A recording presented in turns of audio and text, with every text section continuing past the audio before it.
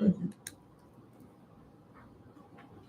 I appreciate that. It's heartbreaking to see disparaging remarks made towards Emmett Till and his I family. mean, yes, but Pray that they don't think that Benton Harbor supports any of that. We're totally against that. Emmett Till murder was something that was tragic, something that was unnecessary, something that did not have to happen. For the start, Commissioner Warren is here, co-chair. We are trying to approve minutes to it. All right, so report, when economic development as far as Lake Michigan fiber crossing.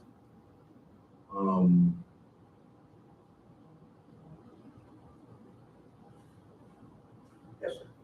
I will try and make this quite brief. So we do have other things going on this evening. Can you let me on?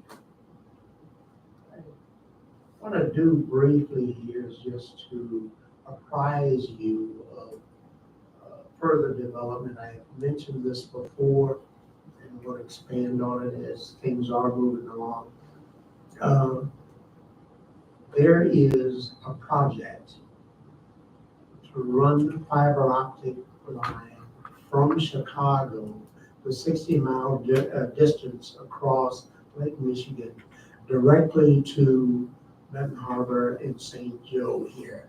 There will be dual lines in order to have redundancy. In the event that one of them fails, the other still operates.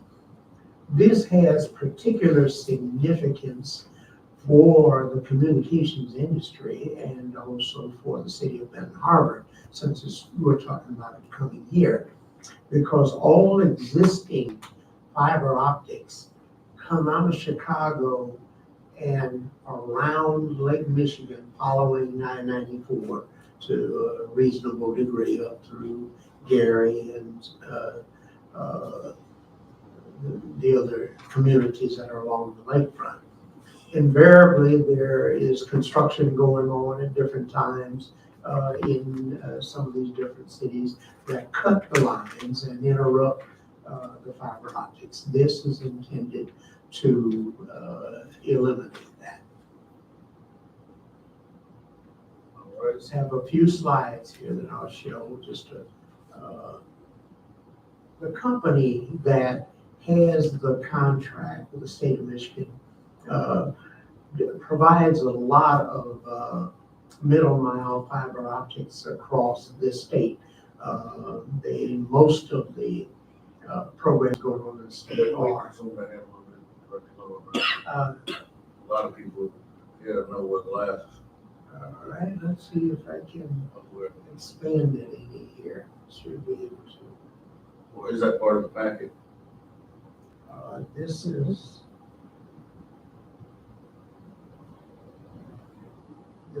I'm afraid to mess with it, then mess it up. All right. But I'll just kind of read you real quick. Company description: more than your typical telecommunications carrier, Peninsula Fiber Network is a premier business on the fiber network provider in Upper and Lower Michigan. PFN is a full-service provider of dedicated transport, mission-critical commercial internet, business, voice, and next-generation 911 solutions for governments, business, and other telecommunications companies. Our secure, redundant, 100% fiber optic transport network extends over 6,000 miles through Michigan, southern Wisconsin, parts of Minnesota, and into Canada. PFN's maintained transport network provides exceptionally low latency, meeting or exceeding all SLA requirements for all service metrics. Additionally, PFN and our partners are able to provide network access points across much of the United States of America. Peninsula Fiber Network is proud to partner for the public safety community to provide next generation 911 services in Michigan and Wisconsin. PFN's backbone network meets or exceeds. And this is a map kind of showing the, I'm gonna stab at trying to see if I can make this larger. Didn't get any larger, so I better not keep.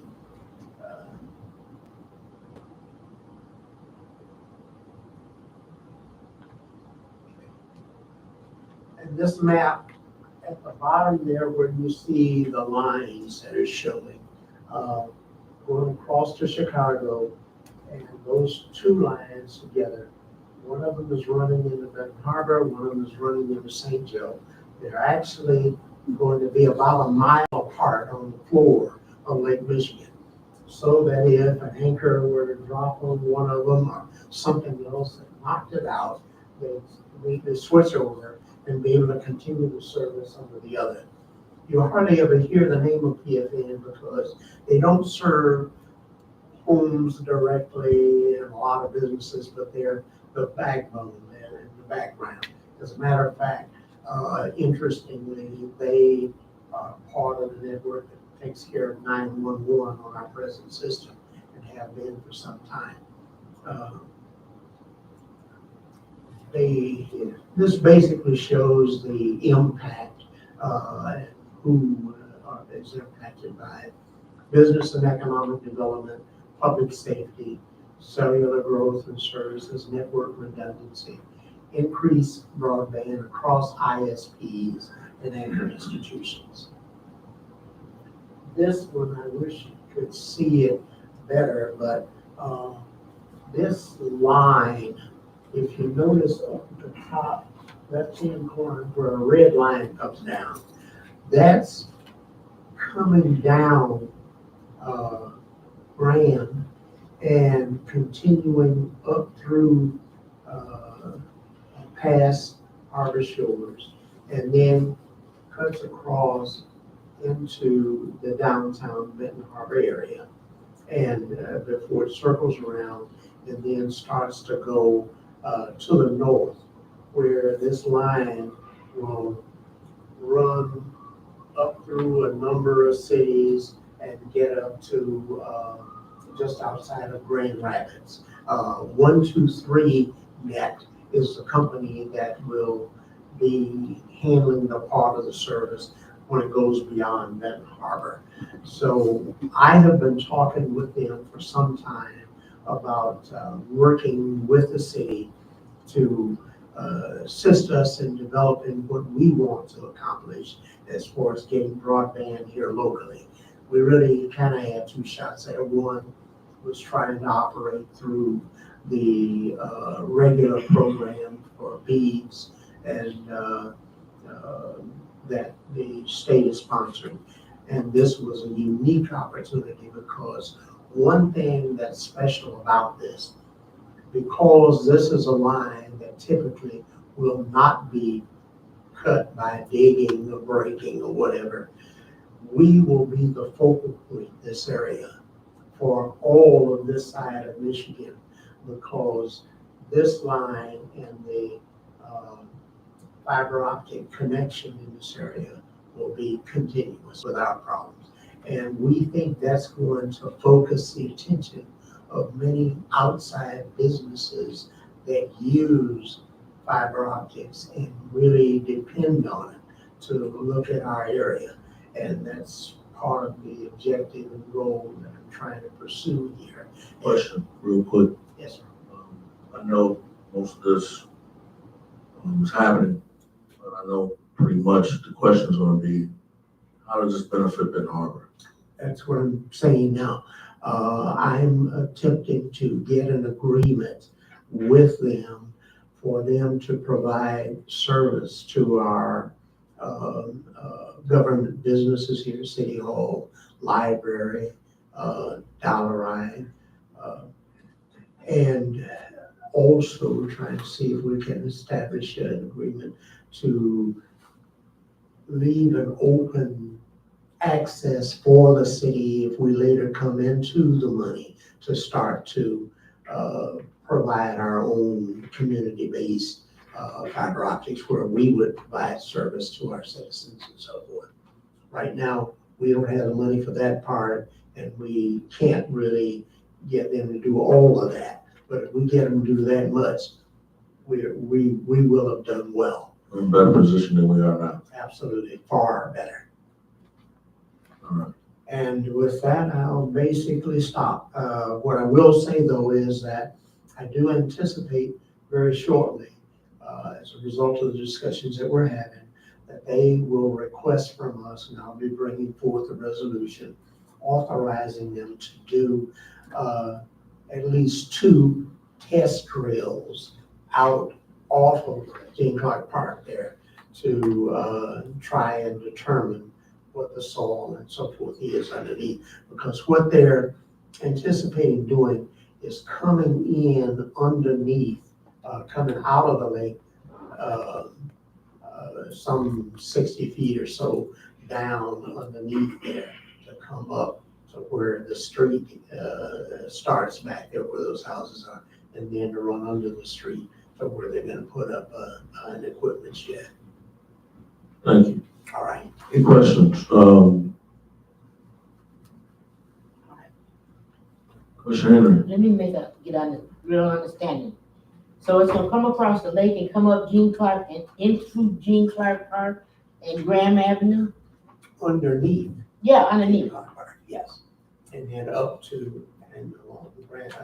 Okay, Right. and that you refer to as a test trial. The initial drilling, it will be in order for them to see See how exactly deep and what the everything. composition is down at that level where they're coming. And who is that going to do that?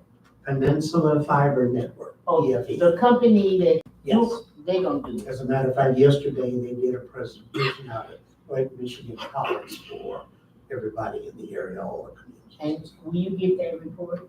Oh, yes. Okay, that means we can get it. And then the other question I have is, it comes through downtown and goes up and on around through the state. Yes. And does that mean that downtown get more fiber optic opportunities? How far will that opportunity go over into the neighborhood? It won't initially.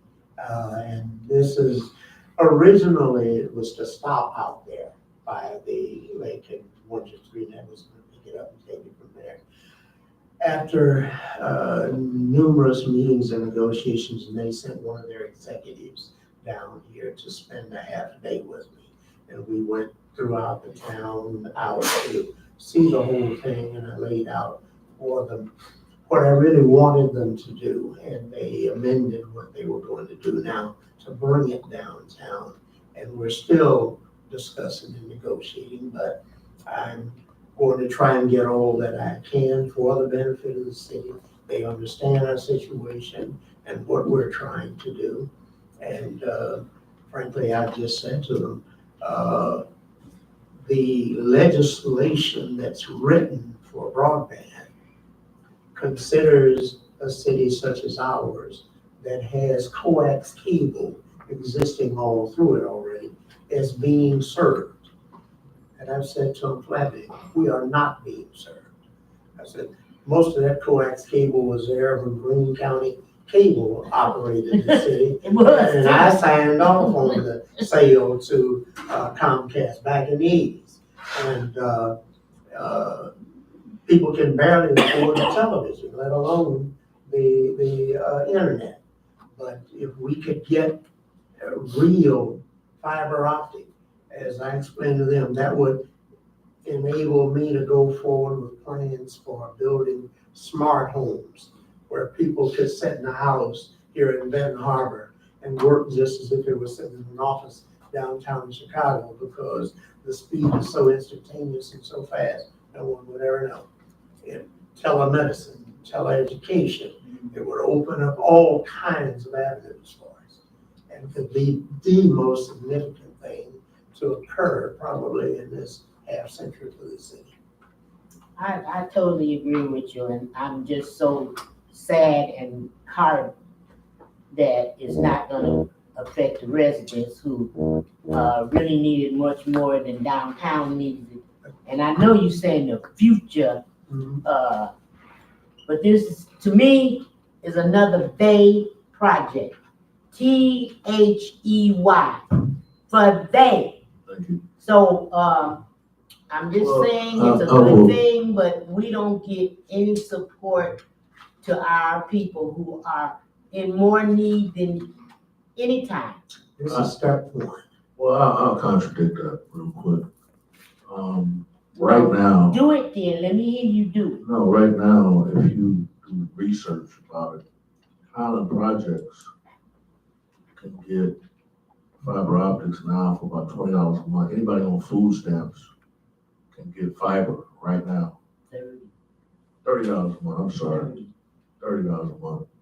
And that speeds are better than most people paying $200 or $300 a month. There's a grant that went out for every telecommunication or fiber entity.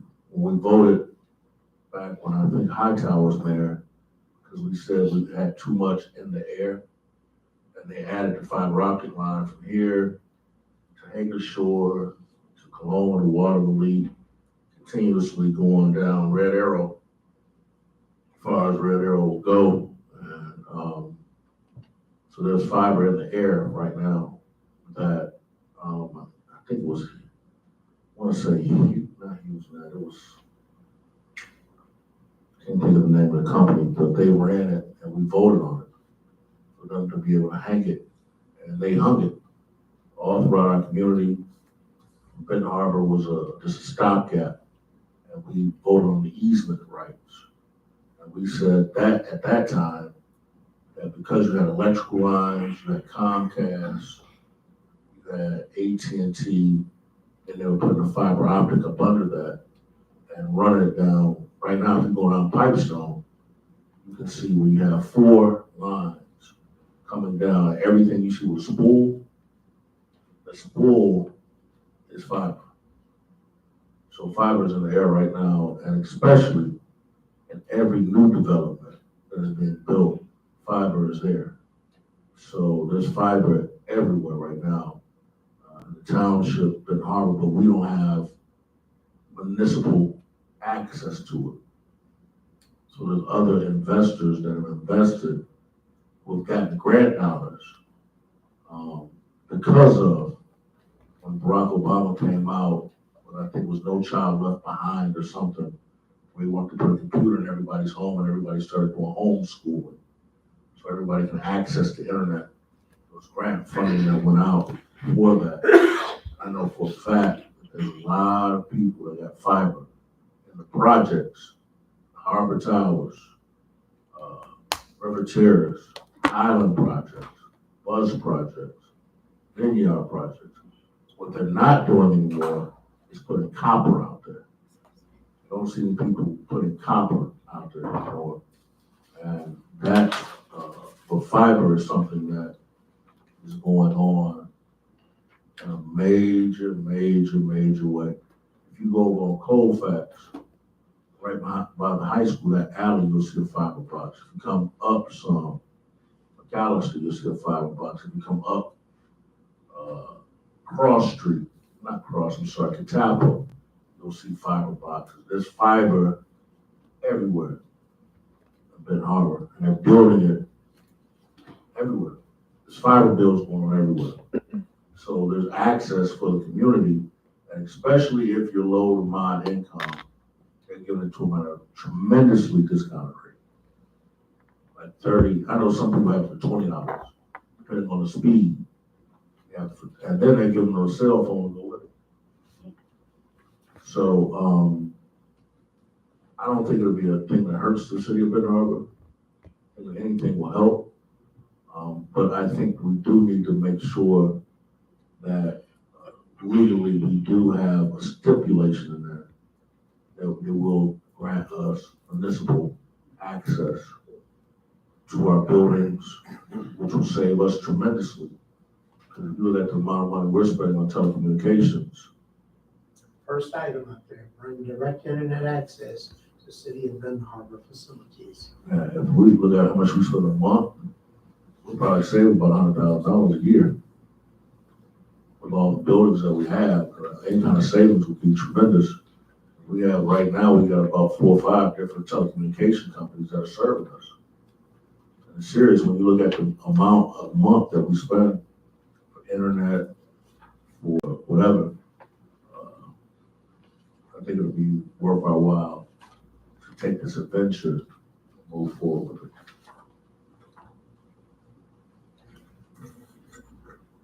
Thank you, Chair. Apologize for everybody being late. Actually talking to somebody over there.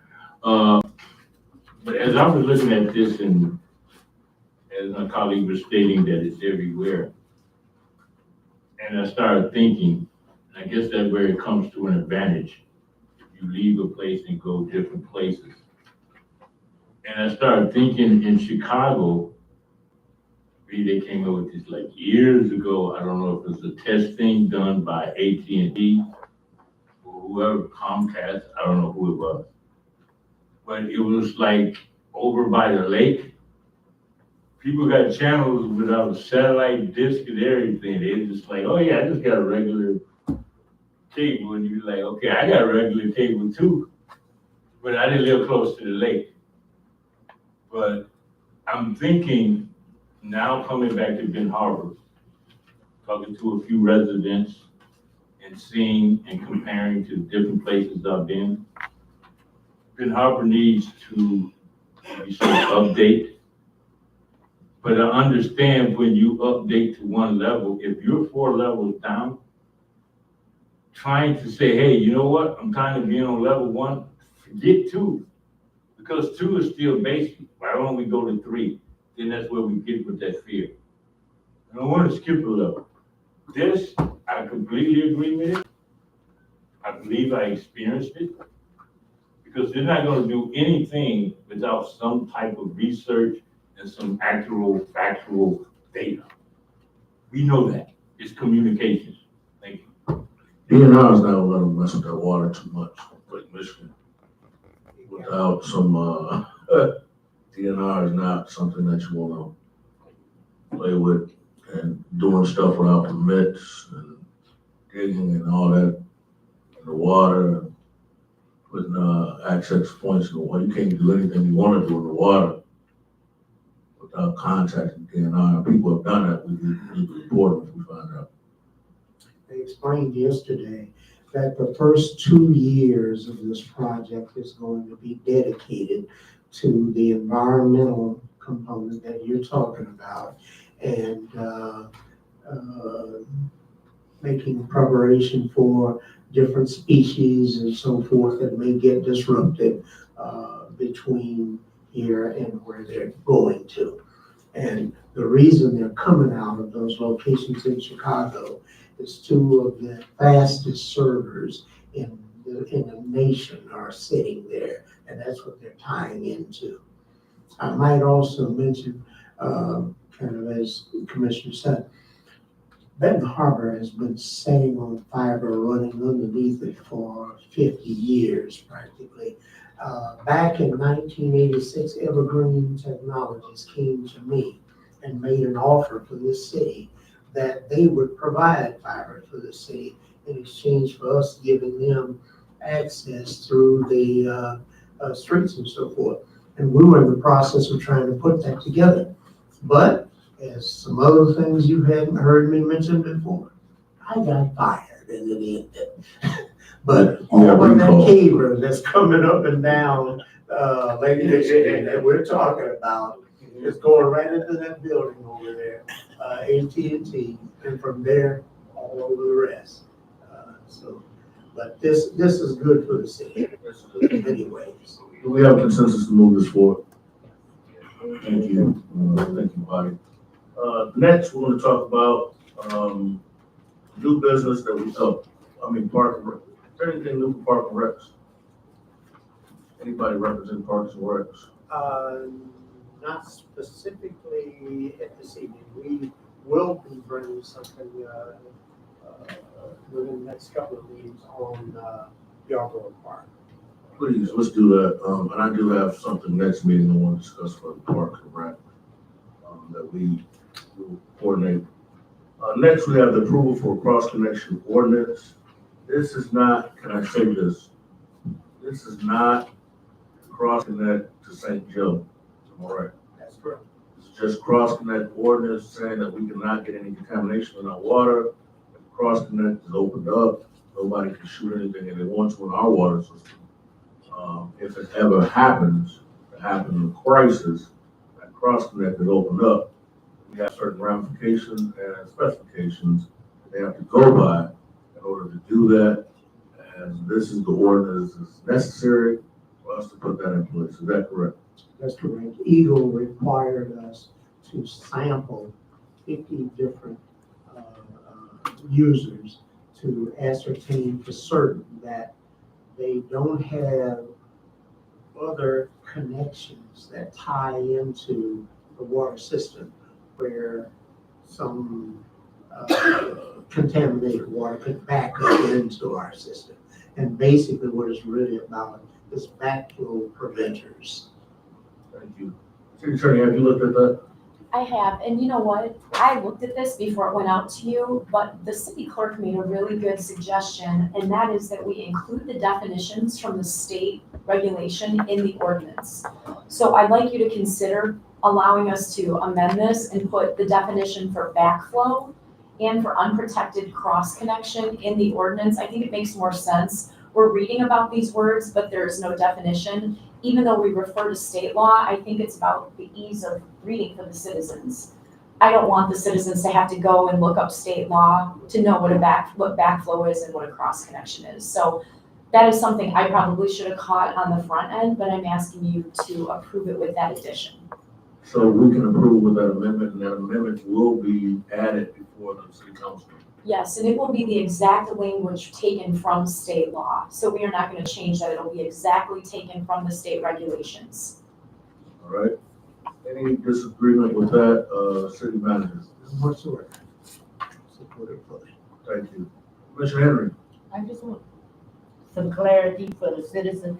Because for years in my ward, I've heard backflow and different devices that they use to try to stop the backflow into their basement. And then I'm also seeing that there's some, We're strictly talking about the cross-connect ordinance, though. The cross-connect. I'm asking if that has anything to do with the residents' backflow, because that's gonna be the question. But I guess when you give it to us, well, I can understand it, but right now, it does not have anything to do with the citizens' residents, does it? So it does only to the extent that it doesn't allow a citizen to put in some sort of fixture that would allow water in their basement to go back into the city water system. Does that make sense? So no one could put in some sort of fixture in their home, on their garden hose, where they could, for lack of a better term, suck water back in and put it into the water system and contaminate it. So that's how it applies to citizens. It just prevents, and I don't know that they even sell devices like that, but it prevents it, and we're required to have this by state law. So that's the only way. I'm gonna give this to you. This is actually the state, so you Okay, can take that. all right. Oh, is it in there? Okay. Well, Thank you. well, I do know that in my ward, there's quite a few backflow valves that has been implied trying to stop what was going on in their basement. So I'm just making sure that I understand if this is going to affect residents with the backflow already in, because I also read that it is a misdemeanor, and that also sets up alarms for me, so I need to know that. So I think the definitions will be helpful on this. The backflow preventer in your basement, and I'm a plumber's daughter, so that's where this is coming from. The backflow preventer in your basement prevents an overflow of the city's sewer system from coming up and flooding your basement. So that's what a basement backflow preventer does. So it's the same word, but it's used for different things. So for your citizens and for the citizens of the city, they can have a backflow preventer in their basement, and that's perfectly legal, and actually we hope that everyone has that. But this is dealing with the water system. Gotcha. So they can't backflow any water from their basement into the water system. Thank you. Thank you, Chair. Just one question to the chair. Would it be even more helpful or more clarity, or is it even necessary to put in parentheses in that amendment right after the, state ordinance? You know how sometimes you see it and then put it in. Yeah, we will look at that and see if that makes sense and get it to the commission to make that decision, but I You put think, in bold letters or whatever you do. yeah, I think one of the biggest problems is we don't educate after we do something, and that's where people get to miss know that they're being taken advantage of. You don't educate them on what's going on. So if we educate them on what's going on, I think they'll get a better gist of what's going on. Thank you. Any problem with moving this forward to full body? Yes. Sure. Alright. Option to purchase 807 Wells Street. Next on our agenda. so item A under new business is an option to purchase 807 Weld, and as everyone has been, I'm sorry, B. As everyone has been informed, the city commission approved an amendment to the PUD for Project T on Monday evening. What that does is it allows us to move forward with the purchases of both of these properties. And the next item, C, is going to be the actual purchase, but for right now, there's one parcel, and that's 807 Weld, that is an issue. There is some cleanup that needs to be done, and due to that cleanup needing to be done, it's going to stay in the city's ownership, under the city's ownership for probably around the next year. It might be a little more, it might be a little less. Right now, the status of 807 Weld is it is under contract, and it is under an exclusive option to purchase. So what's interesting is that this has already been approved by the city commission, and the property is already under this option to purchase. However, well, the reason you need to vote on it is because there's two changes. One change is to the date. This expires September 7th. We know that Project T will not be able to close because they would have to clean this, the city would have to clean this property up by September 7th, and we know that's not going to happen. So what Project T has requested is that we extend what's already in place for one more year. So we'll go to, why don't we go to December 30th, 2025? Right. I mean, what's the use of us keep coming back here and having So extend, you're saying extend it a little bit longer? I mean, because it's not their fault that the property's not Right. cleaned up. You know, if the county spent millions of dollars and they dumped all the stuff in the basement and left it there, that's not their fault. I mean, we can't stop development because of that. I would just suggest through this body that we do extend it, because if they're willing to start building on 960 Agard and the buildings will take place, I just don't want them to lose their funding sources by us hamstringing them Right. by saying that we're not gonna do it, you gotta hold on, you gotta stay put, you gotta do this, you gotta do that. So why don't we do it until December? Or what is the next fiscal budget? What is our budget? Commissioner, actually, that time frame would be sufficient. I've already been talking with Eagle about the problem there and looking for help from them to address it. So I don't think it's gonna be a real long-term thing anyway. So you think September of next year will be good, This sufficient? would be good. And if it's not, then what do we do? Just extend it again if need be, but I suspect we'll have it taken care of by then. So we're gonna partner with Brownfield? And that should be ready. I'm anticipating that it will be. Is there any way possible, city manager to the city attorney, that we can go back to the people that was paid multi-millions of dollars of taxpayers' money to demolish that building and left a lot of stuff there, to ask them would they please remedy the situation? That, it isn't an issue, there's no issue with the main portion. This particular problem doesn't really appear to be coming from either of the parcels that we own. It seems to be coming down the east side of Agar. Somebody else's into property? it. That's what it appears to me. So can we enact eminent domain if they don't fix it? Let me keep you posted with what the state says. Okay, because if somebody has a parcel that's contaminating other parcels, wouldn't it behoove us to do something to remedy the issue? Well, actually, since we have to follow the state's regulations and guidance on this, and in this particular project, Brownfield Division of Eagle is already involved. They just funded the study that produced this, so, So this is just to extend. yes. Yes. So I just had a Mr. question, Warren, through the chair.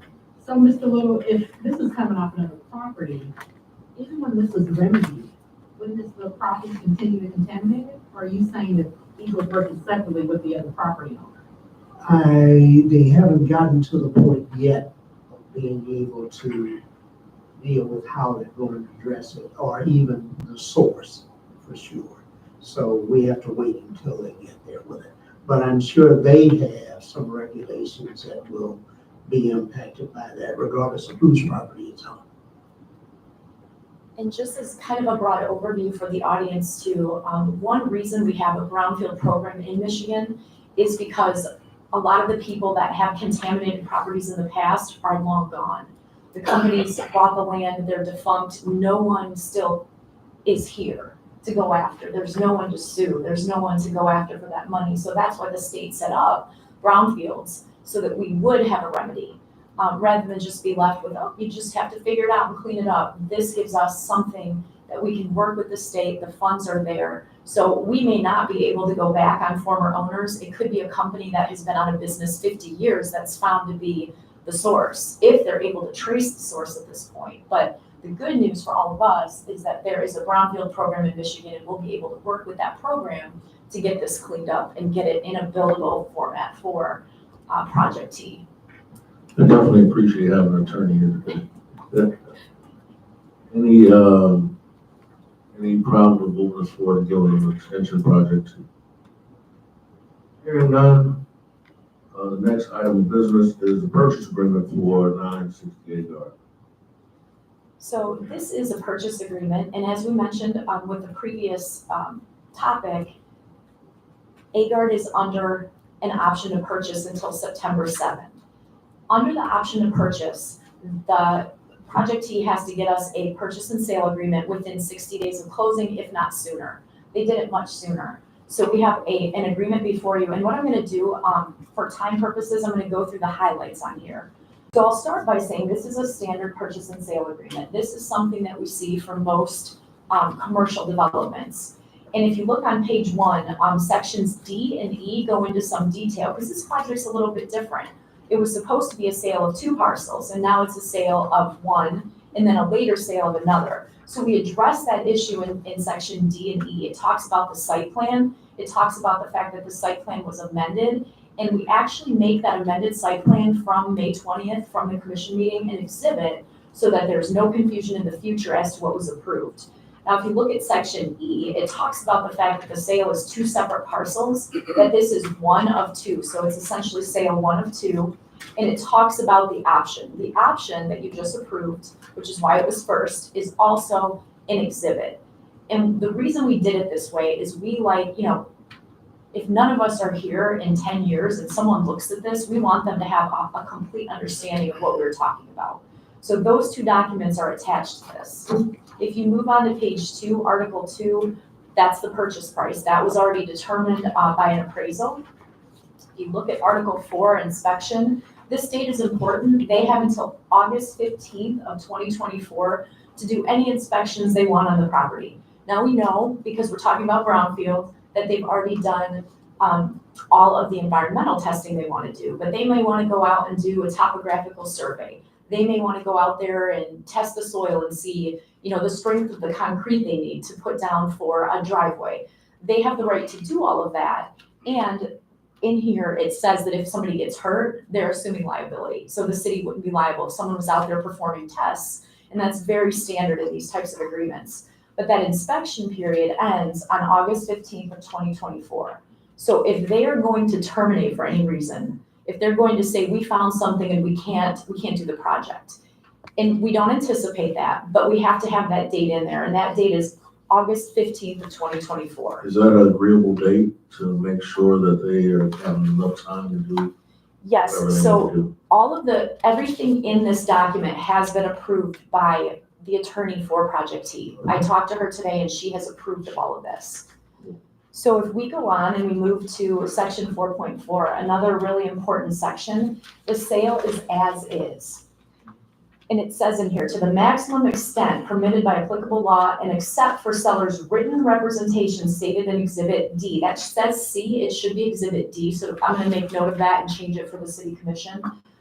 Warranties in section 6.1, any warranty contained in the deed, the city's making no warranties. It is entirely up to Project T to do all the As is. tests. Yep, it's as is, 100%. There's zero warranties on this property.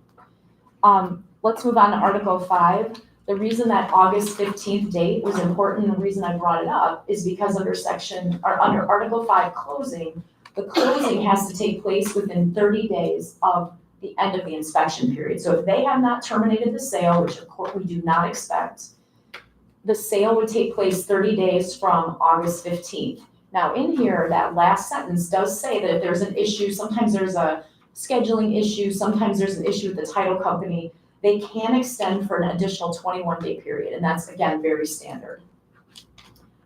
Section 5 goes through what each of the parties has to do to close. So there's certain things that Project T has to do, and there are certain things that the city has to do. That includes handing over documents, looking over and approving documents, getting signatures on documents, and Section 5 goes through all of that. It also goes through any conditions to closing, what conditions are out there that both parties have to meet to get to that closing date.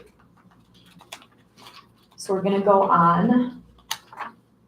Everything in here, I know it's lengthy, and if you ever can't sleep, I highly recommend reading sections 5 and 6. It helps with insomnia. But if we go to section 9, I'm gonna go all the way to section 9, miscellaneous. This is about assignment of this contract and all the obligations under the contract.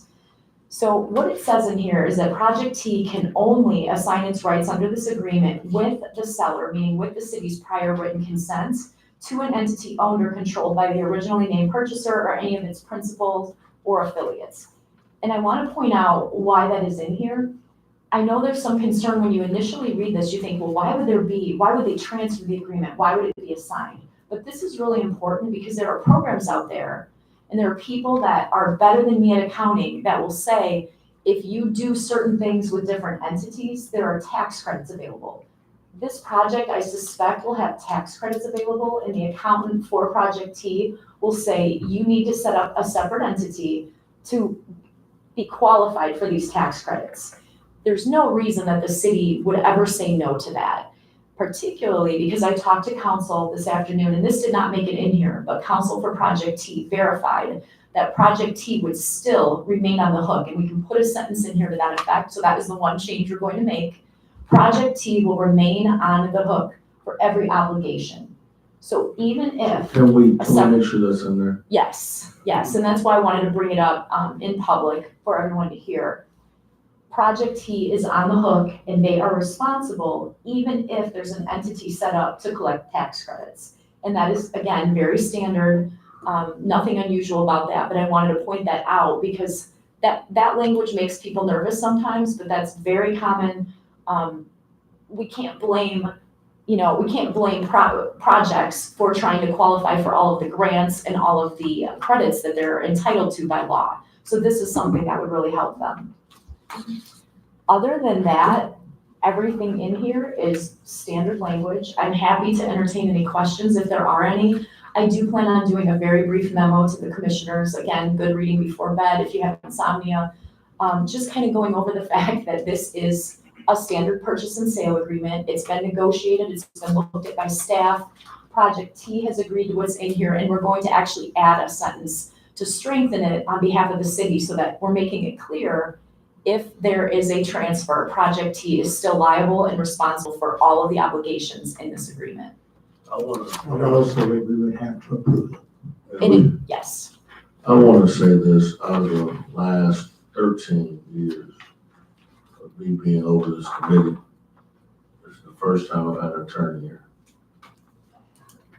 which makes a whole tremendous lot of difference. Commissioner, forgive me, Mr. Duncan, you got the floor. My question is, this attorney for Project T, is her name a secret? It's on the document. The attorney for Project T, his name is, I'll give it to you right now, sir. It's, what'd you say, Commissioner Henry? Lisa Bergen. Lisa Bergen. Yep, Lisa Bergen, Lynchpin Legal PLC, LC, 43902 Woodward Avenue, Suite 210, Bloomfield, Michigan, Bloomfield Hill, Michigan, 48302. Thank you.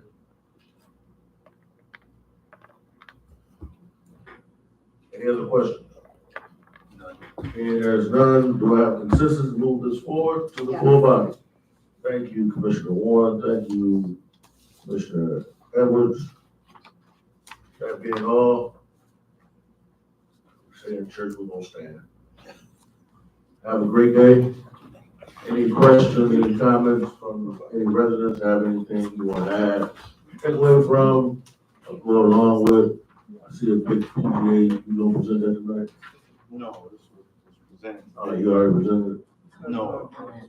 You presented it? All right, well, in the spirit of unity, I believe it.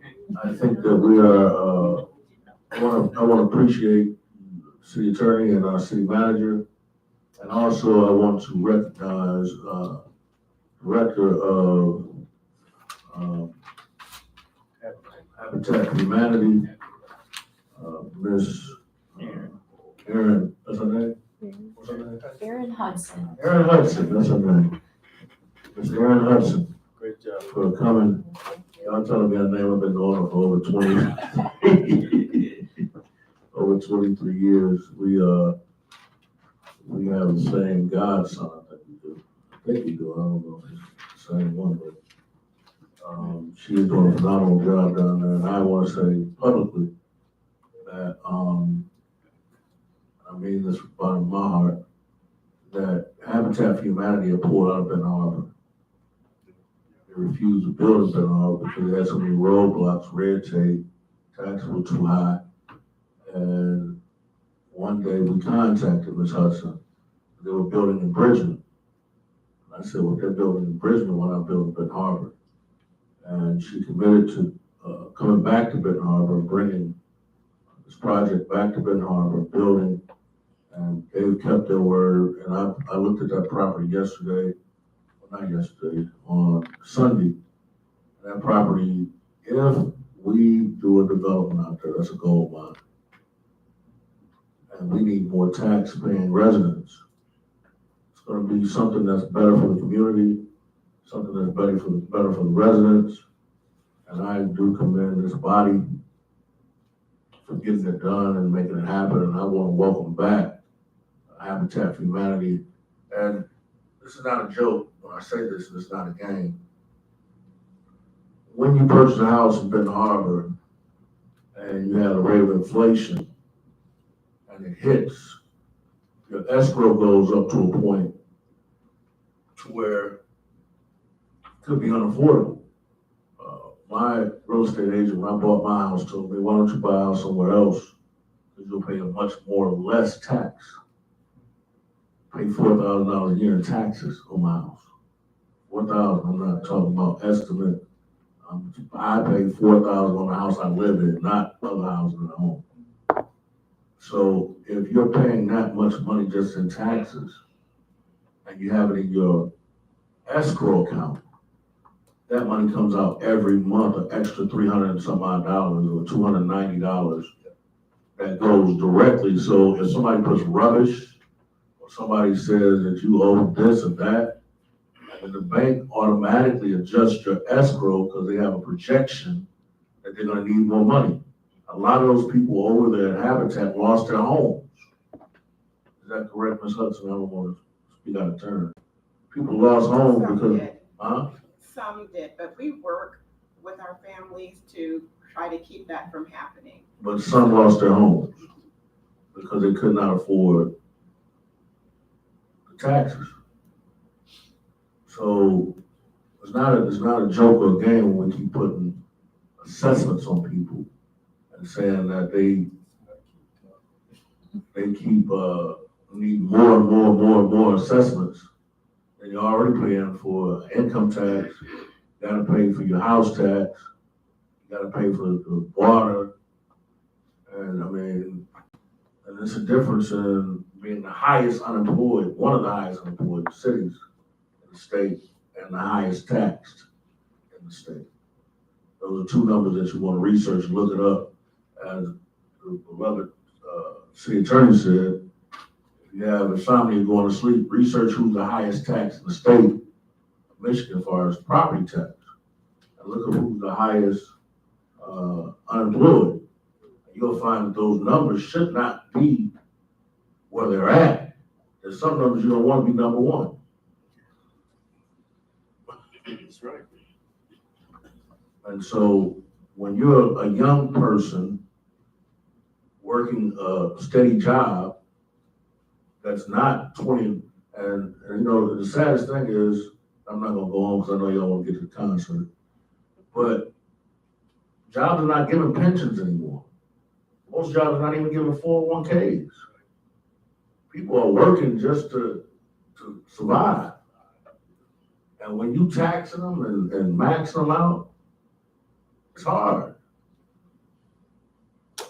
Like it or not, it's hard. So, I mean, everybody's not getting the first shot. Everybody's not getting the third. The days of grandpa and grandma having pensions is over. They're hiring people right now without pensions. You go work at Corewell Health right now, and they don't have a pension program. Wilson Cook worked there for 45 years, and did not have a pension program. Commissioner Henry. It's so nice to hear somebody talk about supporting ourselves and our issues. And you are right. We have been proven that we are poor. The majority of us, close to 50% of us, is 47% of us are poor. But now, did that stop us from taxing our people when it comes to what we do here as 9 officials? I like to hear that come from you, Mayor Pro Tem, when it comes to your vote, as to we raise something, or we tax our people, or we put another financial burden on our people. Let us see that when your vote comes. Well, I'll give you history right now. You don't have to need to give me, I'll give you because the history, future, because out of the asking for years history. that you've been here, I watched you. Okay. I sit here and watch you. I was here when you got here. So I know what you're speaking of. But I'm talking about for the future. I'm gonna tell you right now what happened. Me and Mayor Muhammad ran together on a joint ticket. Oh my God. We ran together, we won, Commissioner at large. Me and Mayor Muhammad never have ever seen, not eye to eye, but on one issue, that was the city income tax. They asked me to go against Mayor Muhammad on the city income tax. I was in meetings with other people who said they'll do this, do that, do this. They even used one local preacher, I won't give his name, but they got a street named after his former pastor, or Supak, to go against the city income tax. I voted no on the city income tax. I helped run a campaign against the city income tax because I said our people have been taxed enough. So if you want history on it, that is history. Me and Mayor Muhammad did not see eye to eye. We never had seen eye to eye on that city income tax, but everybody else said I was a traitor, you know, you this, you that. But that was the only issue I did not support taxing our city residents, and what we said was, we'll take a little bit from us, and we'll get a lot from them. And you know what they told us? You don't know when I'm in Italy, you don't know when I'm in France, you don't know when I'm in Russia, you don't know when I'm in Canada. So how can you take that much money away from me when you don't know when I'm in the city of Ben Harbor?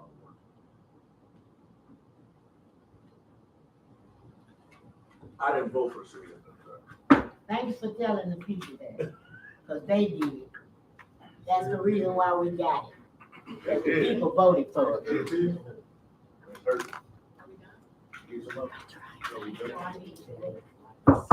This meeting is adjourned. Thank y'all for coming out. God bless y'all. Be safe tonight. Be careful. See you guys.